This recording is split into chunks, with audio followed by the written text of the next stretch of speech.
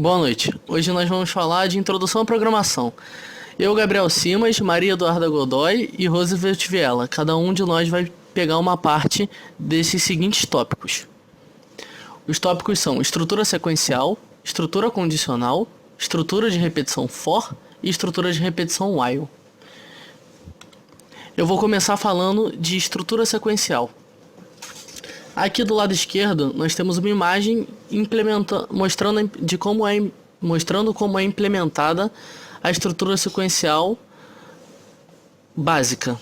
Ela começa com início, entrada, processamento, saída e final. E na direita nós temos alguns exemplos de pseudocódigos mostrando como essa estrutura sequencial é usada na programação em si. Como primeiro exemplo, nós temos um programa determinando o quadrado de um número. Então ele começa com o início, que são a declaração das variáveis, e logo depois ele passa para a entrada, que é a parte leia, num.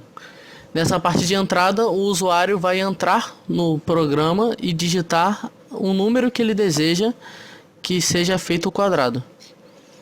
Aí nós pulamos para a parte do processamento. É onde vai acontecer o processo de cálculo do que a gente está querendo fazer nessa função.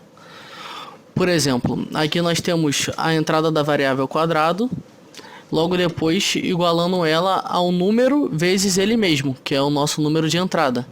Nisso nós vamos ter como resultado, na parte de saída da estrutura sequencial, esse escreva, que puxa a saída do quadrado, que é o resultado do quadrado dos números. No segundo exemplo, nós temos praticamente o mesmo esquema, só que agora nós estamos fazendo o cálculo da soma de dois números. Nós vamos ter um início, que são as entradas das variáveis. Dessa vez vocês podem perceber que nós temos um pouco mais de variáveis, porque nós vamos somar dois números diferentes. Então a gente precisa de duas variáveis, uma para cada número, e a variável que vai ser a soma desses dois números. Aí a gente vem para a parte de entrada da estrutura sequencial, que aí a gente pede agora dois números, o número 1 e o número 2.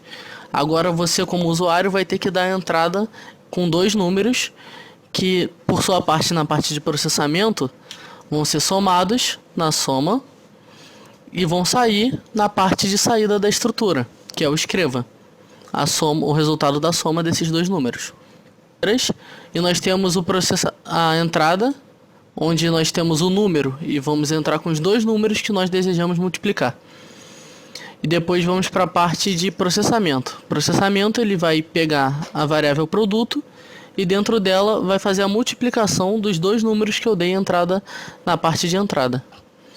E vai sair tudo na saída, na parte escreva, onde vai ser o produto, que será a multiplicação desses dois números.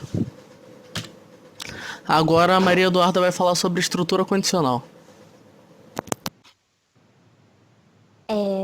A estrutura condicional ela é uma estrutura em algoritmos que permite o programa ocasionar desvios em sua execução. O que significa isso? Ela permite que o algoritmo atenda mais situações e que resultaria em um algoritmo mais completo, e sem a necessidade de criar esse tal novo algoritmo completo. Nós utilizamos a estrutura se, a condição, então, se não e fim. Podemos observar no exemplo do lado esquerdo que nós temos uma estrutura condicional utilizando o início, a entrada, um salário qualquer, e começa-se a condição. Se o salário for menor que 500, considere-se verdadeiro ou falso. Considerando verdadeiro pelo caminho feliz do programa, ele vai responder que o salário é menor do que 500, e aí vai seguir pelo processamento da condição. O novo salário vai receber o salário vezes 1,15. E aí, no final, vai devolver para o usuário a resposta como um novo salário e vai terminar o programa. Se por acaso essa condição inicial for falsa, ele vai seguir para uma nova condição. Se o salário for menor ou igual a 1.000, dando como resultado verdadeiro, salário menor ou igual a 1.000, tem-se a variável novo salário, igual a salário vezes 1,10. E se a condição salário menor ou igual a 1.000 for falsa, a variável novo salário recebe apenas 1,05 e finaliza-se o programa. Então, a estrutura sequencial realiza nada mais nada menos do que isso. Repetir condições sem a necessidade de criar novas variáveis dentro daquele mesmo programa. Como vocês podem ver no exemplo do lado direito, nós temos um simples algoritmo recebendo as variáveis A, B e C, onde você lê A e B, soma os dois. E se a soma deles for igual a 6, então a nossa variável C recebe o valor de 1.000. Se A e B não for igual a 6, no caso de falso, então a nossa variável C recebe 2.500. E no final, termina respondendo ao usuário o resultado de C. Eu vou falar agora sobre estrutura de repetição for, que acaba sendo uma estrutura de condição, mas que recebe laços de repetição. Ela permite que um conjunto de instruções seja repetido até que se faça uma condição desejada para que ele pare. Ele está associado a um contador e o seu uso é mais indicado para situações onde o número de interações é bem especificado. Por exemplo, se inicia com uma expressão de um atributo e sempre executando uma única vez. Esse atributo é testado pela condição que controla a execução do laço e é sempre avaliada a cada execução. Se for verdadeiro, continua a execução. E se for falsa, para a execução. Por exemplo, a repetição, ele dá o comando e se a condição for verdadeira, ele volta para o início do laço. Se for falsa, aquele laço é interrompido e assim segue o programa normalmente. Como, por exemplo, nossa estrutura do lado direito, nós temos um for, que é a estrutura de repetição. Para que o for continue, a nossa variável i tem que ser menor que 10. No momento que ela passa a ser 10, o programa é interrompido. E com isso, seguimos para o Roosevelt, falando sobre repetição while. Então, agora eu vou falar sobre a estrutura while. O while tem um funcionamento bem semelhante ao for. A diferença é que ela não incrementa e você tem que incrementar na mão mesmo. Você tem que incrementar dentro do próprio laço. No declaração você já pode incrementar. E ao exemplo aí que temos à direita. Temos aqui enquanto o x for maior que 10, eu vou executar as instruções terminadas. Como foi informado, para o x continuar crescendo, eu vou ter que colocar dentro do while, ali no conjunto de instruções, um incremento de x, ou seja, x mais mais. Então vamos lá, eu vou executar x igual a 1, por exemplo. X igual a 1. X é 1.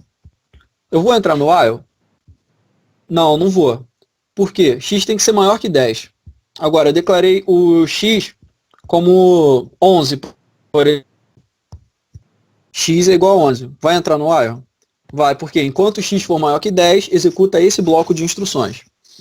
Dentro do while eu coloco x menos menos. No caso, a cada execução do while eu vou decrementar o x. Na execução, x é 11. Entrei, executei, voltei. X agora é 10. Porque eu decrementei, coloquei x menos menos. Então, como x é igual a 10, ele não é maior que 10. Não vai entrar no while, vai para o fim do programa, como a gente pode ver aqui no lado esquerdo, onde temos a imagem que tem a ação, que no caso seriam as instruções, e ele vai bater na condição. X é maior que 10? Não, x é igual a 10. Então ele vai para o fim do programa. Se ele for maior que 10 ainda, que foi o início do exemplo que eu citei, ele voltaria e eu executar as instruções até o x ser menor ou igual a 10, que aí sairia desse bloco de execução. Agora um bônus, né? Eu vou falar do while, porque é complicado a gente falar somente do while e não falar do do while. que é como se fosse uma reversa do while. Então, agora o do while já é bem semelhante ao while, só que a diferença é que eu vou executar o bloco de instruções antes de verificar a coisa. Por exemplo, nós temos o do, que é faça, enquanto a verificação. X ali tem que ser maior que 10 para eu poder fazer, correto? Só que, mesmo que eu inicialize o X com 10, eu vou executar o bloco de instruções pelo menos uma vez. No caso do while, eu não executaria nenhuma vez, porque X é igual a 10, não maior que 10. Vamos lá, executei o X com 11. Vou lá fazer, beleza, faço as coisas. While X 10. Tá. X é maior que 10, beleza, tá bom. Vou decrementar agora. X tinha começado com 11, agora ele é 10. Eu vou executar tudo de novo, porque ele vai lá para cima primeiro. Então vou lá, faço tudo, executo o bloco de instruções, while x maior que 10. Aí que vem a questão. X é parar de executar qualquer coisa agora. Ele vai sair desse bloco de do while. Essa que é a grande diferença entre o while e o do while. Mesmo que a condição necessária se dê falso ou verdadeiro, no do while eu vou executar uma vez. Eu vou executar pelo menos uma vez. Porque o bloco de instruções vem sempre antes da verificação. No while, não. No while, a verificação vem antes do bloco de instruções. Então, o while depende fortemente do verdadeiro ou falso para poder entrar no bloco de instruções e executar tudo que tem que executar. O do while, não. Ele vai executar o que tem que executar e depois vai ficar no final. Isso é muito importante, essa diferença é muito importante porque tem problemas que realmente precisam de ou do while ou do while. Muita gente vai achar que é a mesma coisa, mas não é, realmente é diferente, faz a diferença dependendo de onde você implementar. E com isso nós encerramos aqui a nossa apresentação. Foi uma introdução mesmo, como foi dito no início, foi uma introdução às estruturas de sequenciais, condicionais e de repetição. Tem muita coisa ainda para ver, só que esse foi o básico. Agradecemos aí pela visualização e obrigado, é isso.